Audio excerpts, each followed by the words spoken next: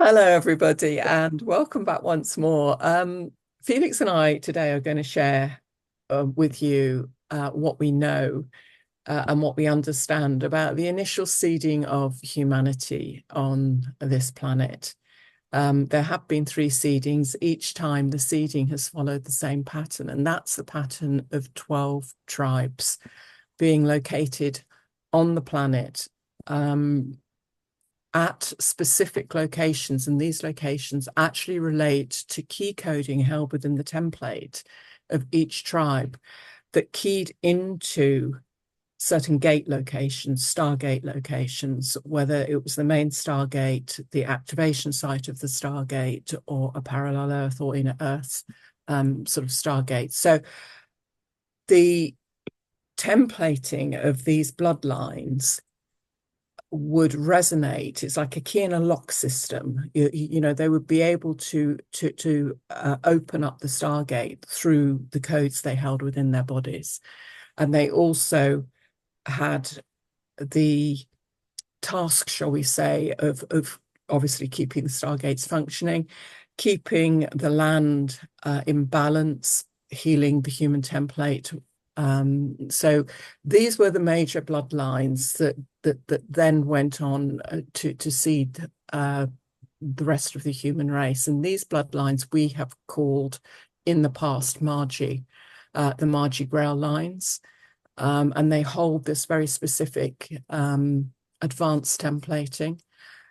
And you'll also hear them referred to at various points in our history as the Essene tribes, the Christos Templars, as opposed to the Knights Templars. The Knights Templars are Luciferian, whereas the Christos Templars obviously not. And today we tend to refer to them as the Indigos and the Star Seeds. So yeah, Felix. Lovely.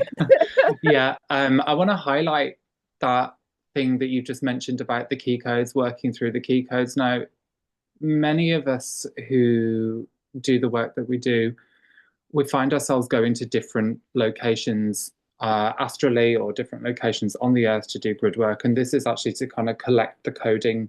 That is, number one, you're doing it to heal the earth or process some of the earth's information, but also you are going to collect a set of codes to rehabilitate into your own system, which then gets taken back and distributed in the correct locations as to where they're meant to go. And this can happen not only kind of on the Earth's planet, but it also goes into a whole kind of universal structure with the different gate sites that it links into, which are off this planet. They go into the whole universal different dimensional layers. And this is kind of part and parcel of the rehabilitation of the template that these tribes have kind of come in to do. Yeah. So that's the first thing that I want to kind of put in there. Um, the a lot of the tribes and families have gone through a lot of damage, and when you've got information kind of coming in around a family split, let's say, you've then got the ability to kind of go in to connect with the whole family. And when we can connect with the whole family, we're then able to kind of process much more of the information a lot more quickly. And I think this is really important to understand because a lot of these tribes, they have come into a lot of separation and a lot of fragmentation through the warfare that's kind of gone on. And even yesterday, we did a session which went into a lot of the family consciousness to kind of rehabilitate it. Do you want to add in on that? Yeah, well, yes, I mean it was a fascinating session, but you know, the core of it was what's happened to almost well, all of these ground lines, the Margie ground lines, the Indigos, the Christos Templars, whatever you want to call them, um, is that they have been hunted down, they've been massacred, they've been dispersed from the sites, you know, the locations that their bodies really are in resonance with, and this has been very deliberately done by the fallen races. Two reasons: one, they carry an advanced template which the fallen races don't like, and if they can't control it, they will kill it, basically. But they also want to capture it, and they want to capture it so they can dissect it, they can use the DNA, because their DNA cannot activate the stargates and portals. They don't hold that. They don't hold the Christos current within them. So they don't hold that kind of key and lock system of energy. So they need the Margie Grail DNA in order to activate stargates. And they have control, or they had control at one stage, of quite a lot of the stargates on the planet. Mm-hmm. And as a consequence, they needed the key, basically. And the key would be a human being that held these bloodlines, these blood codings, and energetic codings within it. And as a consequence, they would capture them, they would dissect their DNA, they would dissect their consciousness, and install, using AI machinery and things, install aspects of a person, a being's consciousness, and never forget, our consciousness is vast. So they would effectively fragment the consciousness and use parts of it for their own means. And this has happened time and time again. So, everyone who carries these templates, who carries these histories, has a lot of healing to do. And I realized I've been healing since the moment I was born, even though little Sarah didn't really know what was going on. Because the larger aspect of us is guiding things. But the pulling back together, the pulling back into ourselves, the bits of us that have been taken, unlawfully taken, and used and abused, is a big part of what a lot of the star seeds or the current indigos are here for, as well as helping to restore the Templar, etc., etc. I mean, we're none of us one-trick ponies. We've all got a lot to do here. So I mean, it's a very horrid history that these bloodlines have, these 12 tribe bloodlines have, of abuse and degradation and betrayal and massacre. And, it just goes on. And a lot have been pulled, or aspects have been pulled, into fallen consciousness. And again, a lot of the work that's been done over the last few years has been releasing them from that captivity.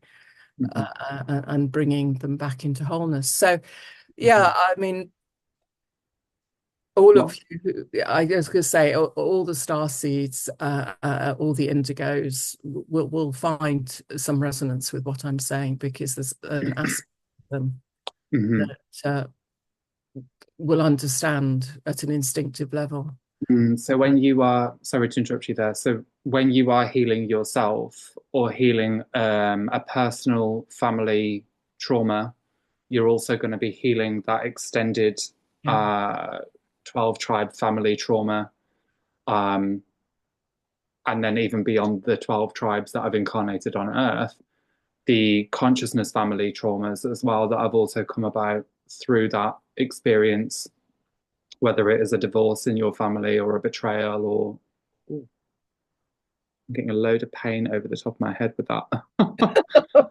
Yeah, so whether you've got like a divorce that's happened in your family, or a kind of betrayal or something along those lines, this is then extending out into the consciousness family that is also being rehabilitated through the betrayals that have taken place within the fallen races, or the fallen aspects of the family.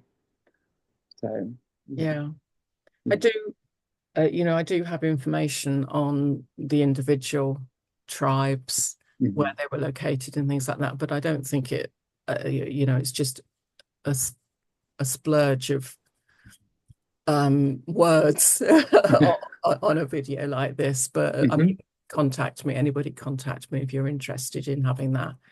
I put it into tabular form so it's easier to understand.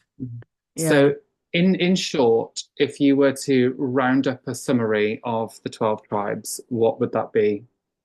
Well, they were the protectors of the planetary Templar, and also, the Diamond Sun template, which is the human template. They themselves came in really as the guides, the teachers, the mentors, you could say, of angelic humanity, and taught them the Templar mechanics and taught them about the ascension mechanics and things like that, because they held this advanced coding. And one of the things that we forget about the Margie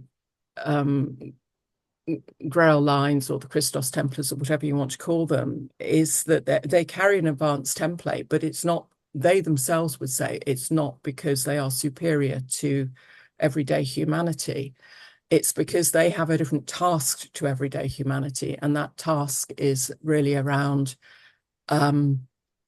helping, teaching, healing, and enabling humanity to carry out its mission, which is to restore the Diamond Sun template.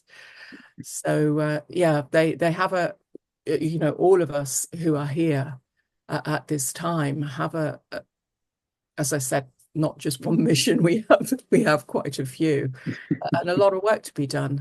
Yeah, it is being, the good news, it is being done, and wouldn't it be wonderful if we can get back to a place where the Margie Grail tribes can go back to the lands that they're on. At the moment, we're seeing, I look at what's happening in Palestine, and you have a Stargate there, in Jerusalem, that really is under their guardianship. That land is their guardianship, and they're trying to be thrown off it at the moment. So the massacres, the hunting down is still going on today. This is not old history. The same is true of the Cathars. The Cathars were a Margie Grail line. Think of how they were wiped out. Think of how the Druids were wiped out. It goes on and on and on.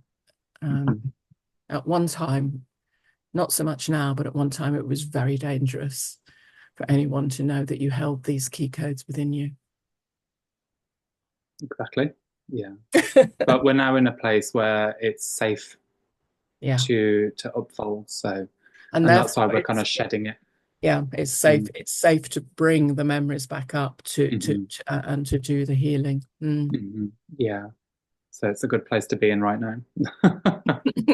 Nice one. All right. Thank you guys so much for joining today. That was lovely. Thank you, Saira, for that information. And we'll see you again soon. Lots of love. Bye.